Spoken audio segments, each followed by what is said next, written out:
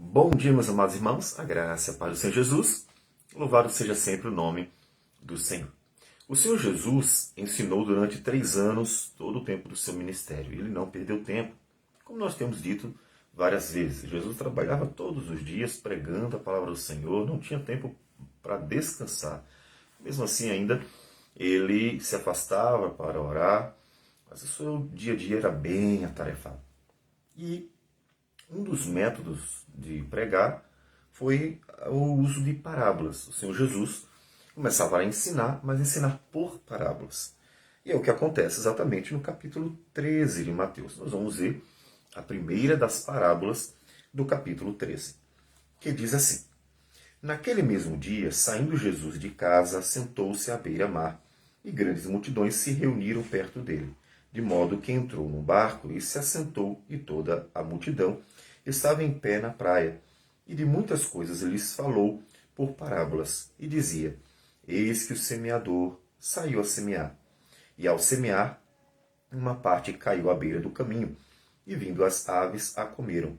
Outra parte caiu em solo rochoso, onde a terra era pouca, e logo nasceu, visto não ser profunda a terra. Saindo, porém, o sol, a queimou, e porque não tinha raiz, secou-se.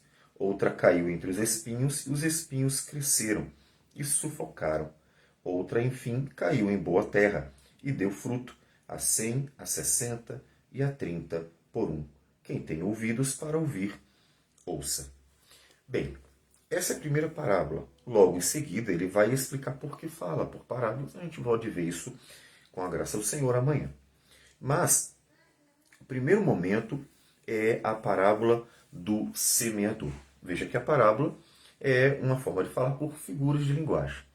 Nós podemos dizer que Jesus está falando de coisas espirituais usando elementos mais concretos, ou seja, algo do dia a dia das pessoas. Nesse ponto, ninguém tem dificuldade de entender o conteúdo, que está sendo transmitido da parábola. Todo mundo entendeu o que é uma semente, todo mundo entendeu o que é um semeador, todo mundo entendeu o que é semear, jogar à beira do caminho, todo mundo sabe o que é uma ave, um solo rochoso e assim por diante.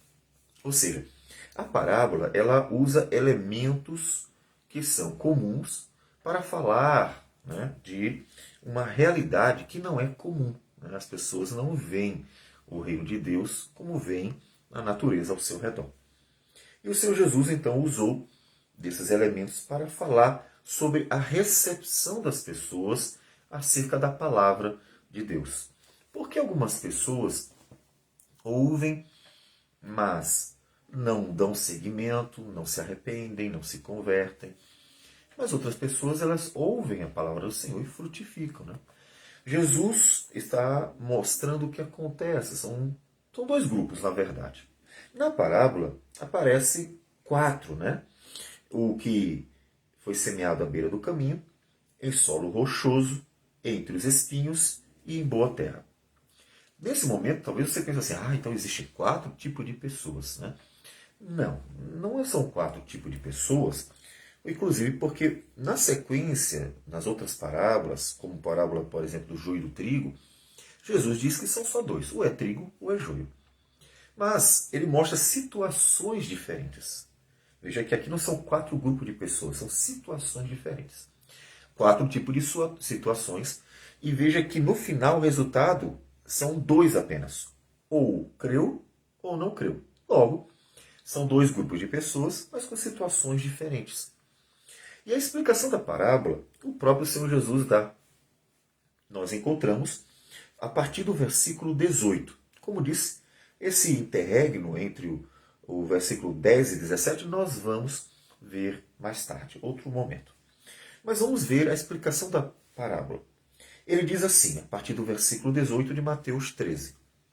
Atendei vós, pois, a parábola do semeador. Então eu vou explicar para vocês. Aos outros, ele não explicou, mas explicou em particular aos discípulos. E disse, a todos os que ouvem a palavra do reino e não a compreendem, vem o maligno e arrebata o que lhes foi semeado no coração. Este é o que foi semeado à beira do caminho. Ou seja, Ele está fazendo referência ao versículo 4.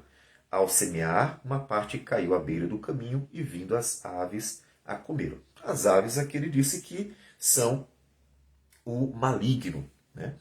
E aqueles que são à beira do caminho, que receberam a semente, todos recebem a semente. Ou seja, já tem um ponto importante. A palavra de Deus tem que ser pregada para todos. Nós não pregamos a palavra de Deus para umas pessoas. Não, esse aqui eu não vou pregar não, porque eu acho que ele não merece. Ou eu acho que ele não vai se converter. Não, não existe isso. A palavra de Deus tem que ser pregada para todos. Então, a parábola mostra as situações variadas, e aí são 4 situações, e isso já é uma exortação à igreja. A igreja tem que pregar para todo mundo. Você não sai escolhendo para quem pregar. Só vou pregar para esse grupo, ou só vou pregar para aquele grupo. Não existe isso. Tá? Pregue para todo mundo. O que vai acontecer não depende de quem prega. Eu prego e posso pregar para um público de 1, 10, 100 mil, 10 mil.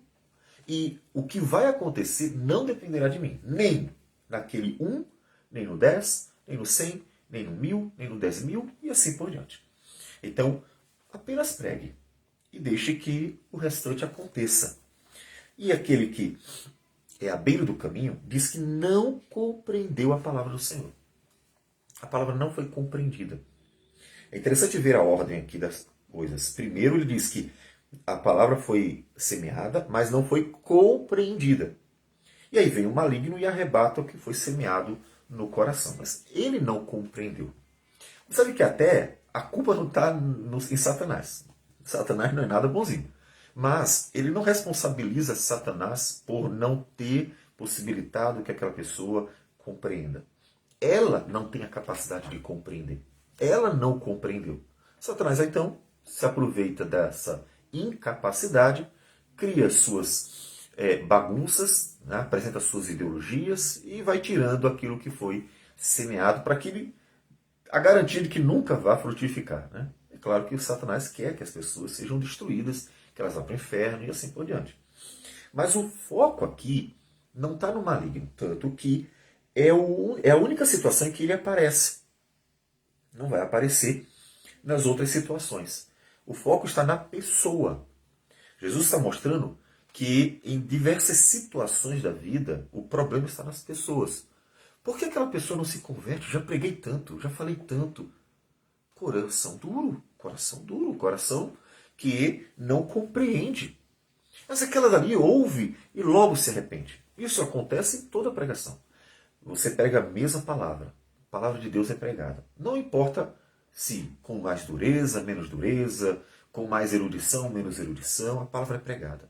Você vai encontrar que uma pessoa vai se humilhar na presença do Senhor, vai glorificar a Deus por ter sido exortada, por ter sido confortada, consolada, ensinada. Ela vai glorificar a Deus, ela vai se colocar diante do Senhor e vai seguir. A outra pessoa, a mesma palavra. Ela vai reclamar, vai tentar encontrar uma desculpa no pastor porque ela não gostou por causa dele, vai tentar encontrar uma desculpa na própria retórica, na própria forma como foi transmitida a palavra. Milhões de desculpas serão dadas para que ela se justifique de recusar a palavra. Eu recusei porque a culpa é do pastor, a culpa é da forma como ele prega, a culpa é de não sei o quê. Sempre vai ter isso. Então, Jesus está mostrando que a culpa é na própria pessoa. A questão não está no pregador. O semeador saiu a semear. Ele saiu lançando a palavra. E a mesma semente não são outras sementes. A mesma semente que cai em um terreno, cai no outro terreno. Só que vão receber de forma diferente. Um terreno de um jeito, outro terreno de outro.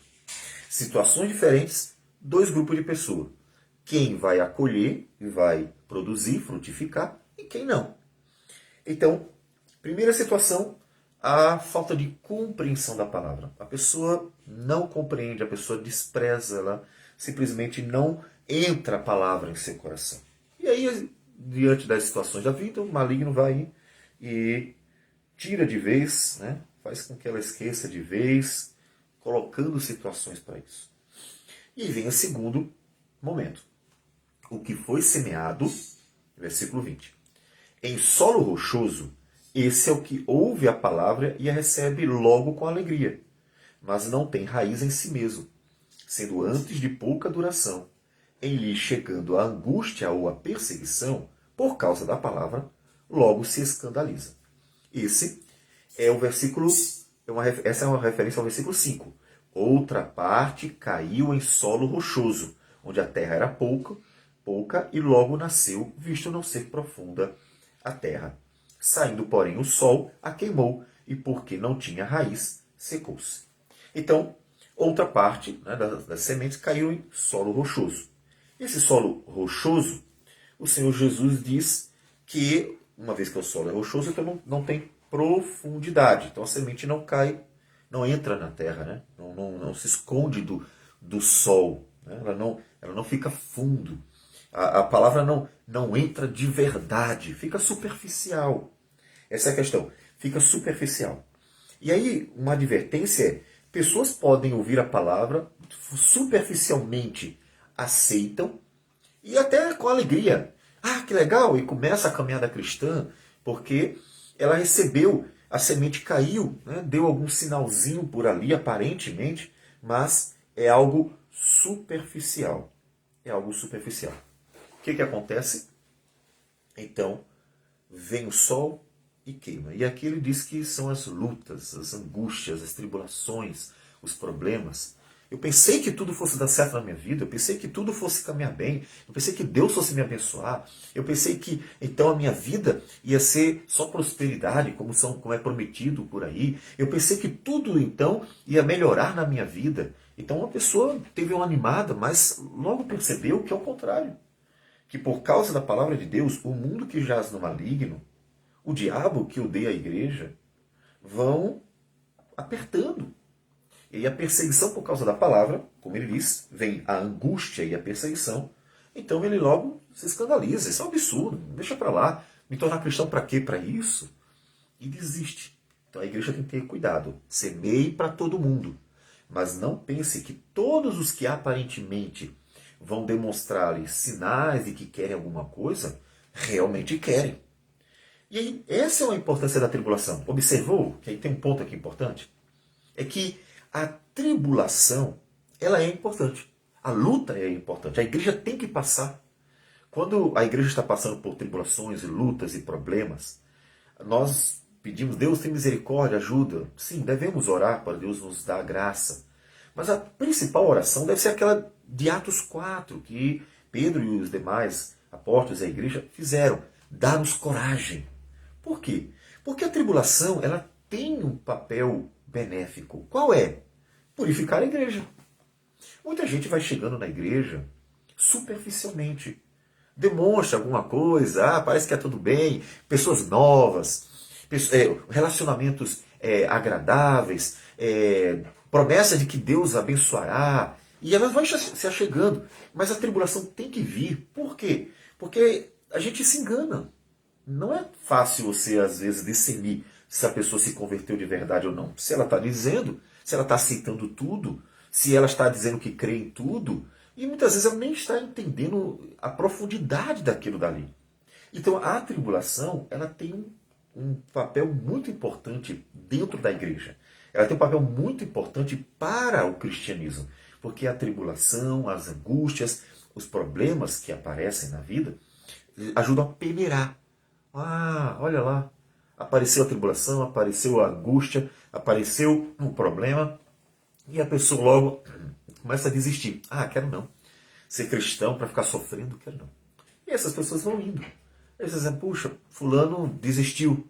Bom, só seguiu o seu caminho natural. Foi temporário, foi temporário. Então Jesus disse que existe uma outra situação. É o mesmo grupo de pessoas, aquele grupo que está indo para o inferno, que não quer a Deus, que pode prometer, pode fazer o que for. No final, aquela pessoa não quer. Ela prefere seguir o seu caminho. Ela não quer que Deus reine sobre sua vida. Ela não quer que Deus dite o caminho que ela deve seguir. Ela quer seguir o seu caminho, ela quer seguir a sua vontade. Então, é o mesmo grupo. Pessoas que estão perdidas. Só que em situações diferentes. Pessoas que, primeiro, uma não compreendeu, só segue. A outra até compreendeu, que legal. E aí vai se achegando. Só que, de repente, ela começa a passar por lutas, angústias, problemas, e achava que nada disso ia acontecer mais na sua vida, e aí ela desiste, vai embora, sai da igreja e segue. Então, é o mesmo grupo de pessoas perdidas, só que são situações diferentes. E temos uma terceira situação. Versículo 22. Mateus 13, versículo 22.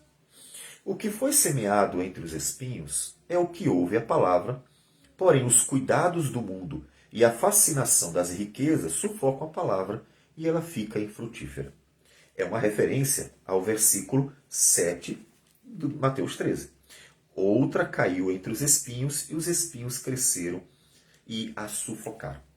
Então observe, mesmo grupo de pessoas, só com uma terceira situação. Enquanto a segunda situação é os problemas, as angústias que apertam e a pessoa desiste por causa do sofrimento, a terceira situação é exatamente o oposto. O mundo tenta. Ele diz a fascinação das riquezas, os cuidados do mundo. Ou seja, a avareza, o amor aos seus bens, o apego às coisas, o desejo de enriquecer, prosperar, o prazer, o poder e tudo mais. É tudo aquilo que aparentemente o homem quer ter. Tudo que é aparentemente bom aos olhos dos homens. E aí tudo isso vai sufocando. A pessoa, cara, ser cristão não é necessariamente tudo isso, né? Ser cristão muitas vezes é o oposto, né? As tribulações, a segunda situação. E aí o mundo vai oferecendo só coisas boas. E a pessoa vai se encantando, vai vivendo aquilo que vai sendo ofertado. Só que aí, sem ela perceber, ela já foi embora. Entende? Ela simplesmente desiste. Por que ela desiste? Porque o mundo é mais atraente. As ofertas são melhores. O que é que o homem tanto quer? E que por isso é um perigo para a igreja. E isso acontece normalmente dentro das denominações por causa, né, dessa tão grande estrutura político-religiosa que nós temos nas denominações, que é o poder. O que o homem mais deseja é poder, mais do que riquezas. Na verdade, a riqueza é uma forma de conseguir o poder. Então, tanto é que a política geral, né, a política mundial, ela sempre gira em torno do poder. Riqueza para ter poder. O homem quer ser Deus. Isso é verdade, é a auto-idolatria. O homem adora a si mesmo, ele quer ter poder porque ele quer ser Deus. Ele quer dominar sobre os outros, ele quer mandar sobre os outros, ele quer glorificar a si mesmo, ele quer ser aplaudido, adorado. Exatamente a síndrome de Satanás. O homem tem a síndrome de Satanás, que é o desejo de ser Deus, que é o desejo de ter toda a glória, toda a honra, todo o poder, todo o domínio. Aquilo que Deus tem por natureza, porque Ele é Deus. Só que Deus é bom, santo, justo, fiel, verdadeiro. Satanás é só mal. E os homens que têm a síndrome de Satanás são só maus também. Então, o homem vai se iludindo. À medida que vão dando ao homem, né, riquezas, prazer, poder, o homem vai se perdendo. Então é a terceira situação. É o mesmo grupo? É o mesmo grupo de pessoas perdidas. Estão perdidos. O primeiro nem entendeu, seguiu. O segundo até se animou um pouquinho, só que começou um aperto, a tribulação, termina seguindo só o caminho dele mesmo. O terceiro, começam as coisas boas a aparecer lá fora e ele vai se iludindo, daqui a pouco ele já está perdido mesmo. Mesmo grupo, pessoas com situações diferentes. Então observe que pessoas, elas seguem o caminho da perdição com situações as mais variadas. Qual é a exortação para a igreja? Não se iluda. Não pense que todo mundo que vai se achegando ali à igreja é cristão de verdade. Por isso que eu disse. Por isso que tribulações, lutas, coisas que vão ajudando a peneirar são boas. Porque quem é que vai ficar? Quem tem que ficar? Vai ficar o último que aparece aqui na parábola, que é a última situação que apresenta um novo grupo. Agora é um outro grupo. Por quê? Versículo 23. Mas o que foi semeado em boa terra é o que ouve a palavra e a compreende. Este frutifica e produz a 100, a 60 e a 30 por um. Então veja, para produzir é preciso que ele ouça a palavra e a compreenda. Ou seja, o oposto de todos eles, a palavra é compreendida, a palavra entra, ela mergulha fundo no coração, faz morada lá dentro. Então, mesmo que venha o sol, as tribulações, as angústias, mesmo que venham os espinhos, não vão tirar a palavra. Por quê? Porque ela está muito funda. A semente entrou na terra. A semente foi lá a fundo, então vai começar a crescer e a raiz desta semente vai se apegar à terra ali, vai ficar realmente impregnada. Então a semente impregnada na terra é a palavra que está enraizada no coração. É a palavra que está bem firmada no coração. E você não consegue tirar dali. Então pode vir o que for. Ela vai continuar. Momentos difíceis vêm. O mundo, Satanás, tudo isso pode vir e causar alguns danos, né? A árvore, aos seus galhos. Vem o inverno e ela pode até murchar um pouco, mas ela está lá. Ou seja, mesmo com todas as intempéries da vida, ela está lá. E ninguém vai tirar. Porque Deus não permitirá que alguém arranque a raiz dessa árvore. Porque ela foi plantada pelo Senhor. Então, este é o que diz a parábola no versículo 8. Outra, enfim, caiu em boa terra e deu fruto, a 100, a 60 e a 30 por um. Portanto, observe que são só dois grupos. Um grupo está totalmente perdido, não importa a situação que aconteça. O outro está produzindo. Ou seja, não existe um terceiro grupo. Ou a pessoa recebeu a palavra no seu coração e produz, e é bênção. É bênção como homem, bênção como mulher, bênção como marido, bênção como esposa, bênção como pais, bênção como filhos. É bênção. Não é que não erre. Todos nós erramos no caminho. Mas Deus vai corrigindo, vai ensinando e vai crescendo. É como alguém que vai podando uma árvore. A árvore precisa ser podada, de vez em quando tem um galho que está murcho, de repente uma pragazinha, e aí precisa ser tratada a árvore. Mas ela continua crescendo porque ela está sendo cuidada. E Deus sempre cuida dos seus. E ela vai crescendo e vai dando frutos. E Deus vai cuidando e ela vai sempre estar produzindo. Por quê? Porque Deus é o melhor jardineiro e Deus nunca vai abandonar as suas árvores, digamos assim. Então, esse é o grupo que produz. Os outros só seguem o seu caminho. De forma que a igreja não deve achar que é culpa dela, desde que ela pregue, então pregue para todo mundo. A Escritura deixa bem claro, pregue para todo mundo. E o quanto ao que vai acontecer, não depende da igreja, não depende do pregador. Depende tão somente da relação da pessoa com a semente. É essa a relação. E então não devemos nos preocupar com isso. Mas faça a obra do Senhor. Você, que recebeu a palavra do Senhor, está produzindo? Está crescendo? Sendo bênção? Isso nós devemos pensar. Porque este é o grupo que se alegrará eternamente com Jesus. Vamos orar ao Senhor. Senhor Deus amado, bendito seja o teu nome. Agradecemos por tudo. Colocamos a vida nas tuas mãos. Pedimos ao Senhor que nos ajude a frutificar para a tua glória. E que o Senhor mesmo esteja podando, esteja tratando, cuidando da vida de teu povo, dessas árvores plantadas pelo Senhor, carvalhos de justiça, para o louvor da tua glória. Que o Senhor nos ajude a perseverar firmes e que o teu nome seja glorificado nisso. É o que nós oramos em nome de Jesus. Amém, Senhor. Que Deus abençoe a todos e tenham um bom dia.